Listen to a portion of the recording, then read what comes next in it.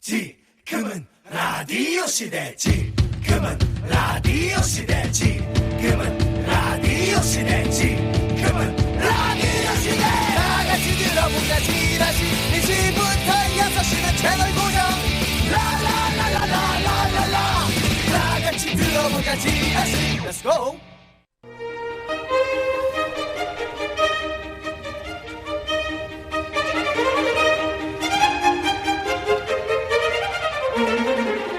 소상공인 여러분께 조금이나마 도움이 되었으면 하는 바람으로 풀어봅니다. PPL 퀴즈 다큐 나는 자연산이다. 전국의 청취자 여러분 안녕하세요. 지금부터 소상공인 여러분의 상품 및 가게 홍보를 위한 듣기 평가를 시작하겠습니다. 다음 PPL 장면을 들으시고 장면 끝에 나오는 문제에 정답을 맞춰주세요. 본 장면은 8256님이 운영하시는 채소 가게 간접 광고를 포함하고 있습니다. 안녕하세요 여러분. 나는 자연산이다의 리포터 써니입니다. 으흑. 오늘도 지라시산 중턱에 사시는 자연인 어르신을 만나러 왔는데요. 어르신! 어서와. 그래. 네. 어라. 근데 누구랑 같이 왔네? 아, 네. 저희 방송 즐겨보신다는 애청자분이세요. 아, 그래. 어서와. 안녕하세요. 꽃님입니다. 아, 그래요. 이 방송 즐겨보면 뭐 내 팬이겠네. 아닌데. 리포터 언니 팬인데. 아이 그래도 말이야. 어떻게 오저씨 실제로 보니까 어때? 진짜 얼굴 크기 오져요. 아니, 뭐라고? 얼굴이 크세요. 아니 그 뭐 이런 사람을 데려왔나 그래? 그 오늘은 못 찍는 걸까? 나? 응. 어르신이 청취자에게 사인해주시는 모습을 저희가 찍을 거거든요. 하긴 집에 나 같은 유명인 사인 하나 걸어두면 기분이 좋긴 하지. 어떻게 사인해줄까? 아니요, 싫어요. 아니 그럼 자네는 여기 왜 왔어? 저는 그냥 산에 집 구경하러 온 거거든요. 그래 그럼 구경해요. 네. 저기 저 지붕에 얹은 기와에는 기가 막힌 사연이 있어. 해줄까? 아니요, 저는 기가 막힌 사연 싫어해요. 기가 막혀서. 이상한 사람을 데려. 그러면 그 옆에 기둥 얘기는 어때? 정말 놀라운 얘기가 숨어있거든. 한번 들어볼래? 너무 싫어, 놀라운 얘기야. 아니 이 친구 왜 데리고 온 거야 이거? 그럼 궁금한 거 질문해. 내가 대답을 해줄게. 네, 하나 있긴 한데. 해도 그렇지. 될까요? 있지. 뭔데? 언제 봤다고 반말이세요? 아니 왜 이런 사람을 데려왔어? 나 촬영 안 해. 아유, 어르신 화 푸세요. 저희가 그래도 어르신 드리려고 과일 이렇게 사왔단 말이에요. 됐어. 나는 과일 사는 집 따로 있다고. 네? 8256님이 경기도 고양시에서 운영하시는 채소 가게인데 청삐 채소 가게라고. 전화해서 거기 거 주문해서 먹을 거야. 저 이사장님, 오늘 들어온 과일들 어떻게 달달한가? 저희 과일 가게는 귤, 딸기 등 국내산 과일의 당도를 보장하고 3만 원 이상이면 고양시 전 지역 무료 배송입니다. 많이 이용해 주세요. 들었지? 와. 이런 데야 무료 배송이라고. 특히 요즘처럼 추울 때는 이 열매를 사다가 쟁여두면 좋아요. 이 열매가 뭔데요? 레몬보다 비타민C가 3배 많고 향이 아주 좋아. 꿀이나 설탕에 재다가 차로 많이 마시지. 노란색이고. 비타민C가 많고 향이 좋은 노란색 열매라면? 설마? 문제 드립니다. 자연인 어르신께서는 특히 요즘 같은 겨울철엔 이 열매가 좋다고 말씀하시는데요. 레몬보다 비타민C가 3배 많고 향이 좋아 겨울철 차로 많이 마시는 이것은 무엇일까요? 1번 유자, 2번 오미자, 3번 네팔자. 문자 미니로 정답 보내주세요. 문자는 샵 8001번, 긴 거 100원, 짧은 거 50원 추가되고요. 스마트 라디오 미니는 무료입니다. 총 10분께 대한민국 대표 음료수 식혜드립니다. 노래 듣겠습니다. 놀아줘요. 네 팔자야. 네, 정답. 레몬보다 비타민C가 3배 많고 향이 좋아 겨울철 차로 많이 마시는 이것은 1번 유자였습니다. 유자. 혹시라도 노래 때문에 내 팔자 하실까봐 걱정을 했지만 강명희님 1번 유자 적어주셨고요. 유자차 엄청 좋아해서 입에 달고 삽니다 해주셨어요. 사이로사님 정답 1번 맞추시면서 자영업자입니다. 유자청을 직접 만들어서 손님들 나눠드렸는데 너무 좋아하시네요. 진짜 유자차 잘 며칠 먹으면 감기 기운 있다가 뚝 떨어지는 느낌도 있어요. 맞아요. 네. 진짜. 0240님이요. 오늘 마트에서 샀어요. 그 유자. 유자청을 직접 만드는 분도 계시고 그렇죠. 또 만들어진 유자청 사가지고 드시는 분도 계시고. 이 계절에 딱이죠, 뭐.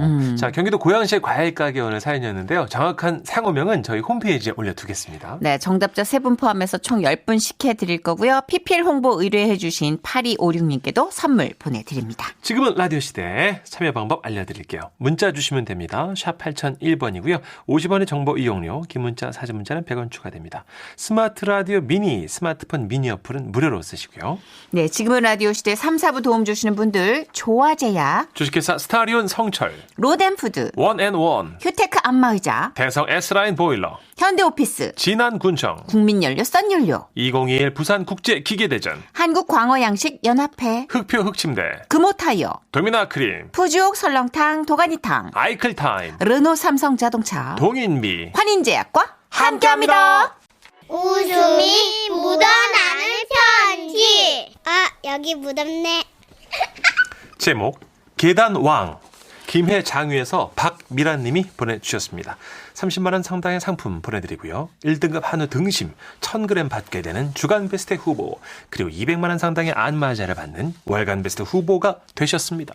선희 씨, 천식 씨, 네. 코로나로 집콕을 해야 하는 답답한 현실입니다. 네. 그 와중에 소소하지만 그래도 재밌는 일이 있어서 편지 한번 써봐요. 지난달 김해시 보건소에서 시민들 건강을 위해 건강 계단 걷기 챌린지를 했는데요. 휴대폰에 계단왕 어플을 깔고 계단을 오르면 만보기처럼 걸음수가 측정되는 거였어요. 1등부터 200등까지 선물을 준다길래 우와. 저도 날름 신청을 했죠. 처음엔 홍보가 덜 돼서 그런가 10계단만 올라도 항상 10위 안에 올랐는데요. 아니, 수영이나 에어로빅처럼 모여서 하는 운동을 못하게 되니까 순식간에 순위에서 밀려나는 거예요. 박미란 49위! 아, 나 이게 뭐라고 사람을 이렇게까지 비참하게 만드는지 출근길에 계단에서 사람들을 심심찮게 만났는데요. 어머, 치베꾸 언니 요즘 너무 열심히 하시는 거 아니에요? 무슨 소리야? 나 원래 계단으로 출퇴근했었어. 너야말로 이 시간에 계단에 무슨 일이야?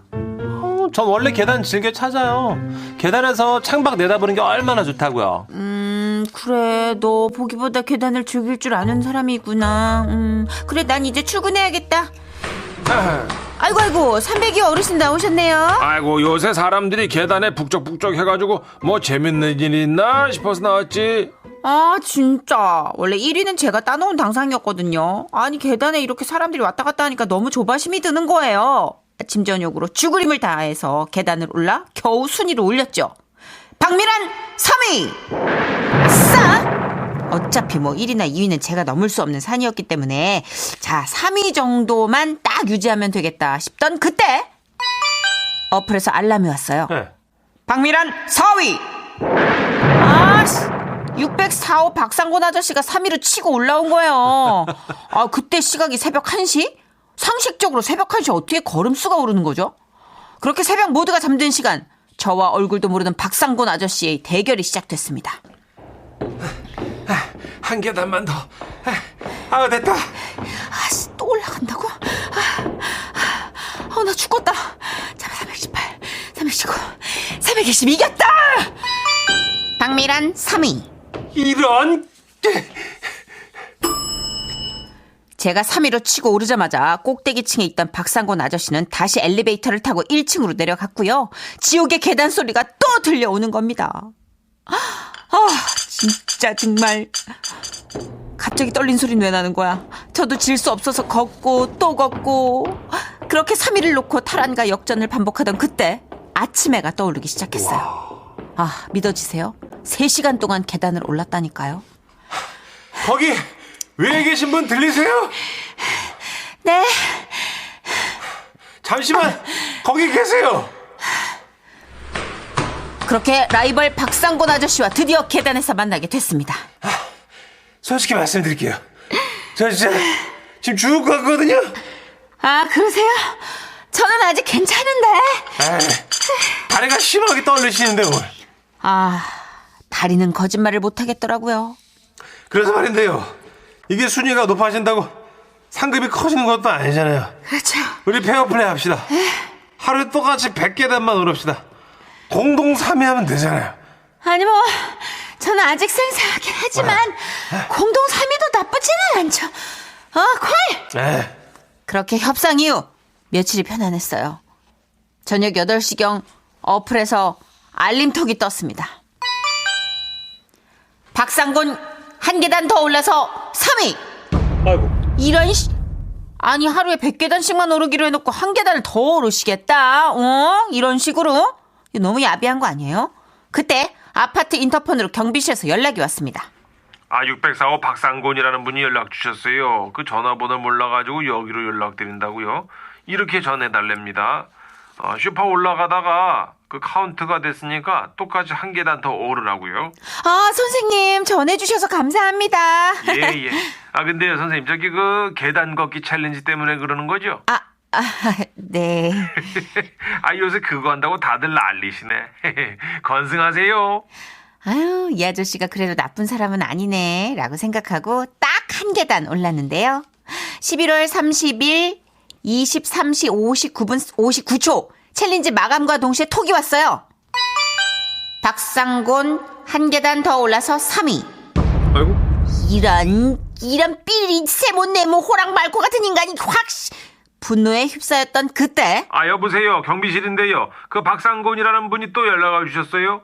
실수로 침대에 올라가다가 하나 카운트 됐다고 미안하다 그러시네. 아우! 전 결국 여성 참가자 중에선 1위를 했지만 전체에선 아쉽게 4위를 했고 그 박상곤 씨가 3위를 차지했습니다.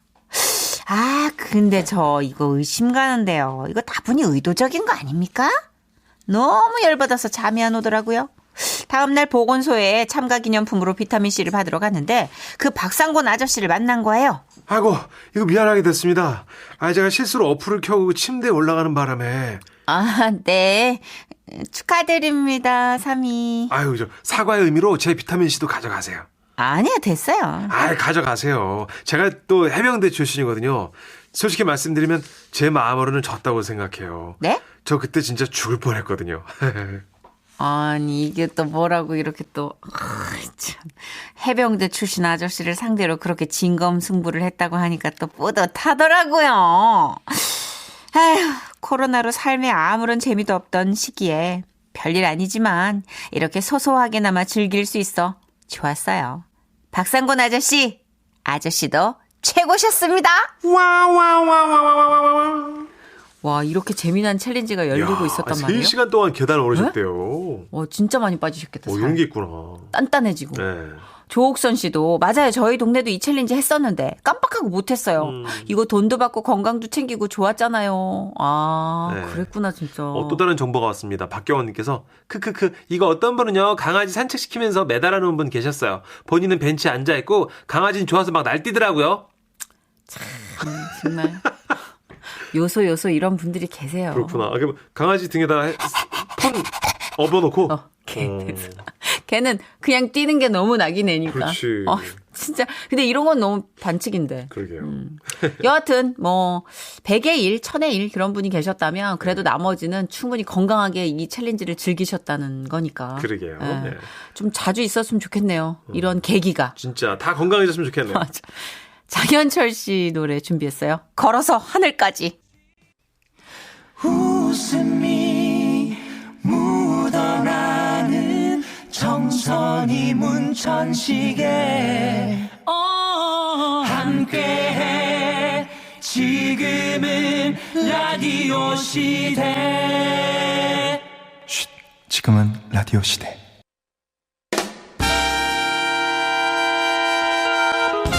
딱딱하고 지루하다? 골치 아프고 어렵다? 법에 대한 고정관념을 깨부숴드립니다. 생활 밀착형 법률 상담 서비스. 지라시 법률사무소 문앤정.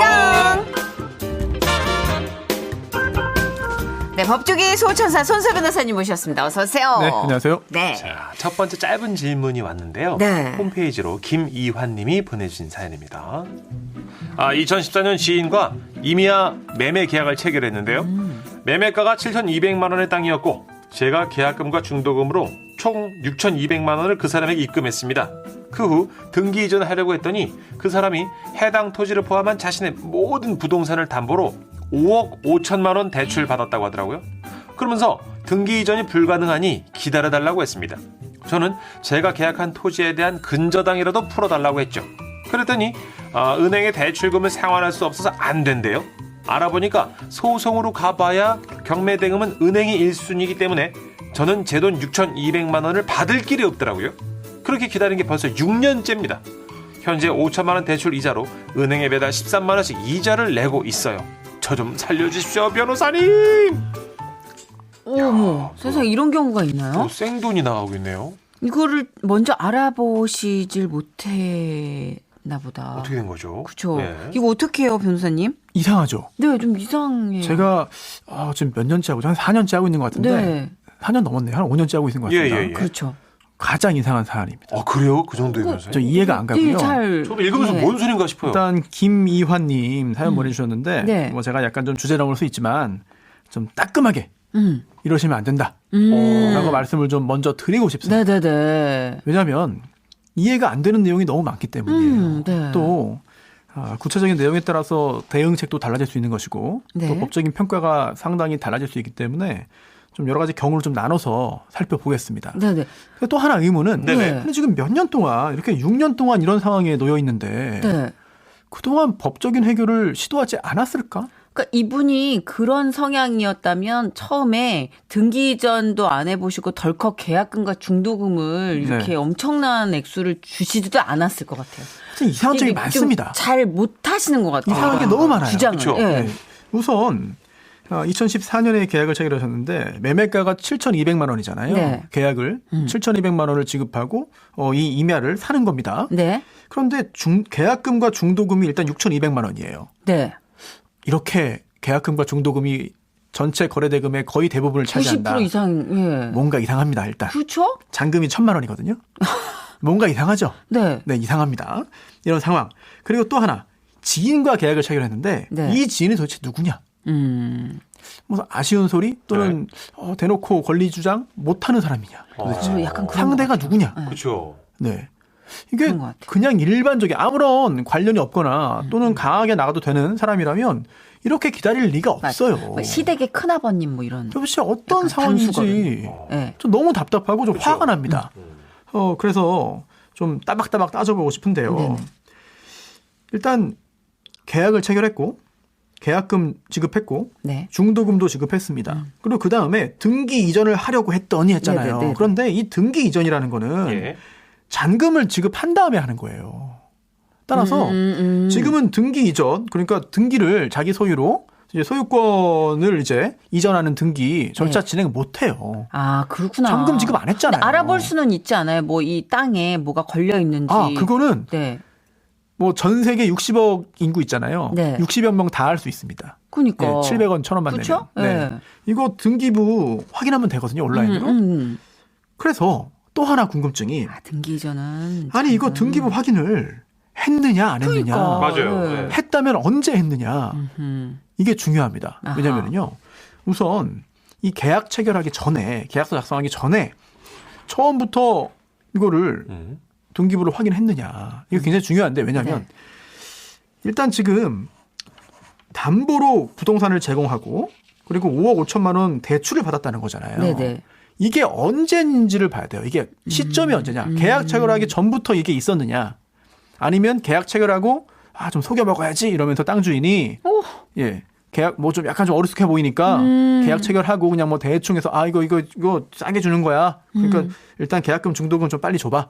이렇게 받고 그다음에 잔금 치르기 전에 네. 갑자기 이제 준비해놨던 절차를 진행해서 은행에 이중으로 제공하고 담보로 제공하고 돈을 받은 거 아니냐. 이런 의심이 들어요. 진짜. 그래서 첫 번째입니다. 경우 첫 번째. 네. 만약 이 매매 계약 체결하기 전부터 이러한 근저당권이 설정되어 있었다. 네. 담보 설정되어 있었다. 저당 잡혀 있었다. 네. 이러면 이거 나중에 보니까 뭐 약간 다른데요? 처음에 이런 거 설명도 안 했잖아요. 이런 거 없는 줄 알았잖아요. 그러니까 전 이거 계약 없던 걸로 하겠습니다. 네. 라고 할 수 있어요. 오. 네, 물론 특약사항을 봐야겠습니다만 제가 볼 때 지금 우리 김 의원님께서 그러한 계약서를 뭐 꼼꼼하게 작성했을지도 좀 의문이고 또 공인중개사가 있는지도 의문이고 네. 만약에 없을 가능성이 높아 보이거든요. 이런 계약이면. 그렇다면 특약은 없을 테고 두 번째 계약 체결 후에 이 지인이 속여먹으려고 팔고 계약금 중도금 받고 그 상황에서 이거는 은행에 보고는 안 되는 거거든요. 네네. 등기도 안 되는 거예요. 계약 체결 사실은. 그렇죠. 일단 지금 그렇죠. 단계에서는. 그래서 은행에다가 담보로 제공하고 융자 받아서 5억 5천만 원 가져가고. 자, 근데 이 5억 5천만 원이라는 게 모든 그런 이 부동산만 아니라 다른 부동산까지 함께 이제 공동 담보로 지금 한 걸로 보입니다. 네네. 근데 이런 상황이 어떻게 되느냐? 이거 역시 계약을 없던 걸로 물을 수 있습니다. 다행이네요. 물을 수 있어요. 최악의 예. 경우는 이분만 계약한 게 아니라 막 이중 삼중으로 다른 사람도 계약을 할 수 있는 거 아니에요? 그래서 사기 보통 이제 이중 매매라고 하잖아요. 네. A한테 팔고 또 속이고 B한테 팔고 네. 또 등기 아직 넘어가기 전에 또 C한테 팔고 그런 경우도 있잖아요. 네, 이래서 뭐 그냥 네. 돈 챙기려는 사기죠, 사기. 네, 그러니까. 이런 것들. 그런데 이제 이 법적으로 볼 때는 사기는 아니고 이제 배임죄라고 봅니다. 이 배임죄라는 게 다른 사람의 업무를 처리해야 되는데 이거를 제대로 하지 않은 걸 말하는 거잖아요. 네네. 그래서 이 사안도 똑같아요. 여러 사람한테 팔아먹은 그런 이중매매하고 같게 보면 됩니다. 그래서 이렇게 매매 계약을 체결해놓고 계약금 중도금 받은 다음에 또 은행에게 제공해서 네. 담보 설정하고 융자 얻었다면 이 부분은 무효 소송할 수 있어요. 민사적 아니 좀 일단 지금은요 무효가 아니라 등기는 지금 안 넘어간 거예요. 소유권 취득 못한 거기 때문에 계약 매매 계약 자체가 매매 계약을 없던 걸로 만들어야 됩니다. 그쵸. 충분히 가능합니다. 그렇게 한 다음에 예. 기존에 지급했던 계약금 중도금을 반환 받아야 되거든요. 그런데 이걸 6년 동안 이걸 안 알아보셨다? 저 약간 좀 믿기 힘들어요. 그 정도예요. 믿기 힘들어요. 지금 이거는 이자만 믿을 한 수 없어요. 900만 원이 넘게 내셨거든요. 아니 돈이 많아서 이 정도는 뭐 그냥 기다리지 뭐 투자지 뭐 아유 지인이니까 한번 그냥 참아보자 이게 아니라 이 5천만 원 대출이라는 것도 예. 이 6,200만 원 계약금 중도금 때문에 대출을 얻은 걸로 짐작되는데 네. 이런 상황에서 가만히 있다? 저는 좀 약간 뭔가 제가 모르는 뭔가 내막이 있는 것 같습니다. 그래서 일단 고소하세요. 네, 고소하세요. 배임죄 등 형사 처벌 가능성이 그러셔야 있어요. 되는 상황이에요. 네. 네. 변호사님 그리고- 보기 되게 네. 답답한 상황인가 봐요. 그리고 그래서, 그렇게 그죠? 형사 고소할 생각 없으시면 네. 여기에 사연도 보내실 필요가 없습니다. 그래요. 굉장히 지금 처음으로 단호하게 말씀을 해주신 것 같아요. 그 정도로 앞뒤가 안 맞고 이해가 안 되는 상황이고 왜 이렇게까지 참고 계시는지 너무 안타까워서 고소하시고 그거 아니면 그냥 잊어버리셔야 되는 상황이다. 민사 형사 네. 조치를 다 취할 수 있고요. 만약에 지금 이 지인이 사실상 가지고 있는 돈이 없을 수 있어요. 그럴 그럴 가능성이 확률이 매우 높아요. 높아요. 예. 그럴 경우에는 민사로는 해결이 잘 안 되니까 네. 형사 절차를 통해서 강하게 압박을 해야 됩니다. 그리고 형사 처벌 직전에 놓이게 해야 되는 것이고 또 지금 연락은 되나 모르겠습니다. 그러게 말이에요, 진짜. 상당히 많은 경우에 이런 행동을 한 사람들은 이미 교도소에 가는 경우가 많아요. 연락은 연락이 아예 되는지 안 확인해 돼서 보세요. 진짜 무섭다. 진짜 저는 남 같지 않아서 저도 이렇게 좀 약간 허술하거든요.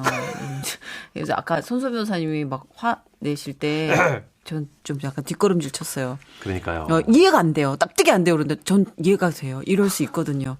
저 같은 스타일인 것 같아요.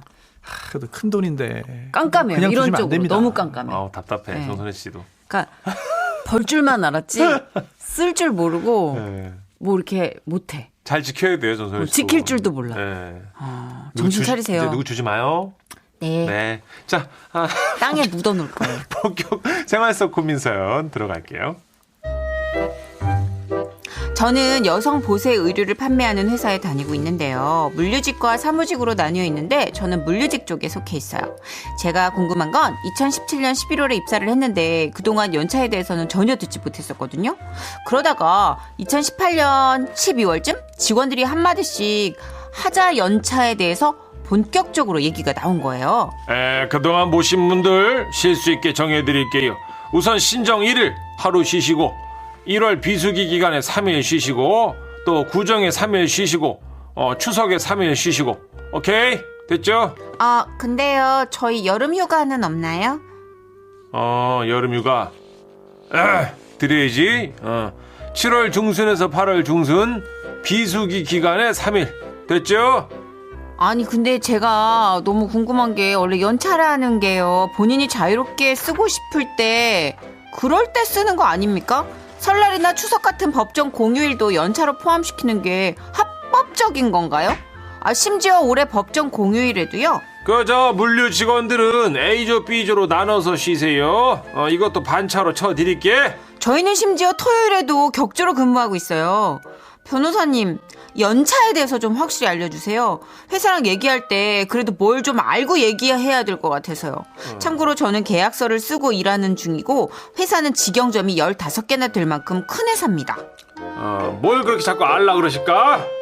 휴가 드리는데.